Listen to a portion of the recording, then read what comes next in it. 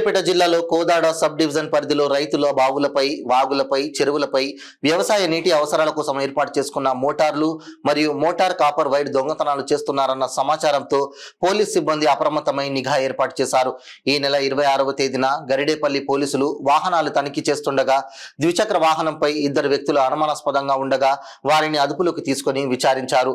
వీరితో పాటు మిగతా ముగ్గురిని పోలీసులు అదుపులోకి తీసుకున్నారు.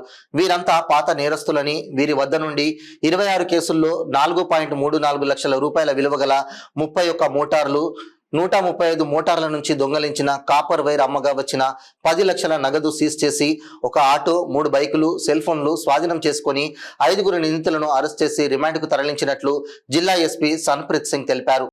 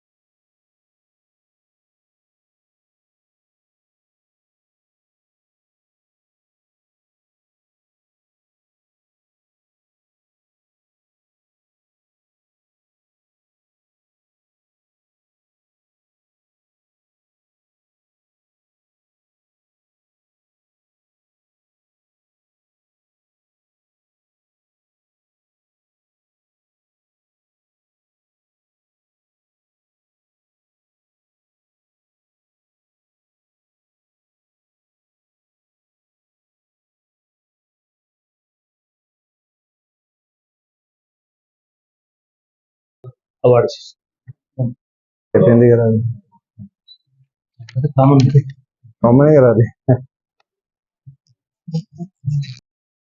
గడగంట్ల శ్రీను అని, ఈయనకి బేసికలీ మిగతా నలుగురు కలిసి ఎప్పుడైతే మోటార్ దొంగతనం వాళ్ళు చేస్తారో, చేసినాక వాళ్ళు దాంట్ నుంచి కాపర్ కాయిల్ తీసుకొని ఆయనకి అమ్మేవాళ్ళు. సో అతని దగ్గర నుంచి డబ్బులు తీసుకునే వాళ్ళు, లేకుంటే అతని దగ్గర పెట్టి తర్వాత డబ్బు తీసుకుంటామని ఎట్లా వాళ్ళు చేసేవాళ్ళు.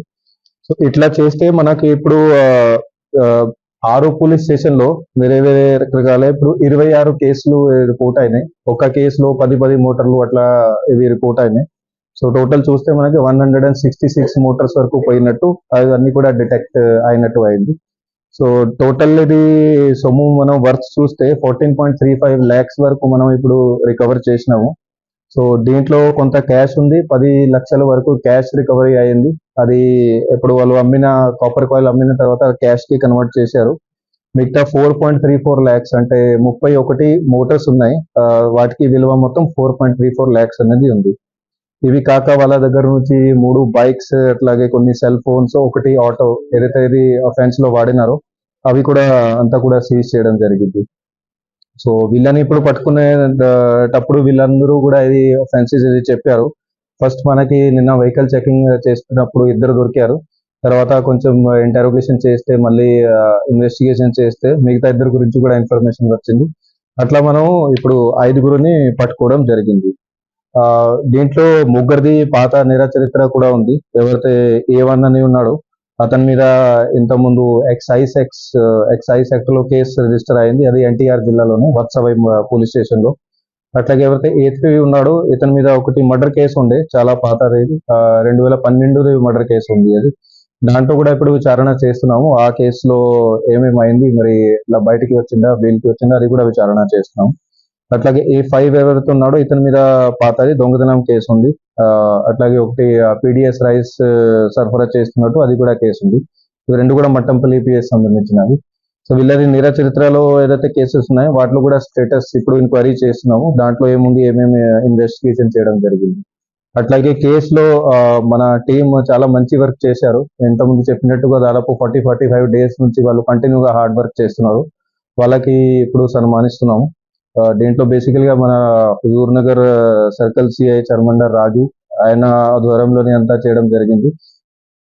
ఆయన షాప్ కి అమ్మేవారు, మరి ఆయన అక్కడ ముందు బిజినెస్ చేసేవారు. ఈ కేసెస్ మన దృష్టికి వచ్చాయి. ఇవి కాక వేరే కూడా ఎక్కడైతే అట్లాంటి జరిగిందో మీరు రిపోర్ట్ చేయలే ఇంకా, ఓకే, సో అట్లాంటివి కూడా మాకు చెప్పండి, అవి కూడా పక్కా దర్యాప్తు చేస్తాం. కోర్టు ప్రొసీజర్ ఉంటుంది. ఇప్పుడు మేము కోర్టులో డిపాజిట్ చేస్తాము. కోర్టులో పర్మిషన్ వచ్చినాక వాళ్ళకి ఖచ్చితంగా హ్యాండ్ ఓవర్ అవుతుంది. మా ప్రాపర్టీ మా కంట్రోల్లో ఉండదు ఇది. కానీ కోర్టులో కూడా మేమే కొంచెం అక్కడ మెజిస్ట్రేట్ గారికి కూడా రిక్వెస్ట్ చేస్తాం, సార్ రైతులు ఇట్లా ఉన్నారు, అట్లా ప్రొసీజర్ కోర్టు ఆర్డర్స్ ప్రకారంగా రిజిస్టర్ చేస్తాం.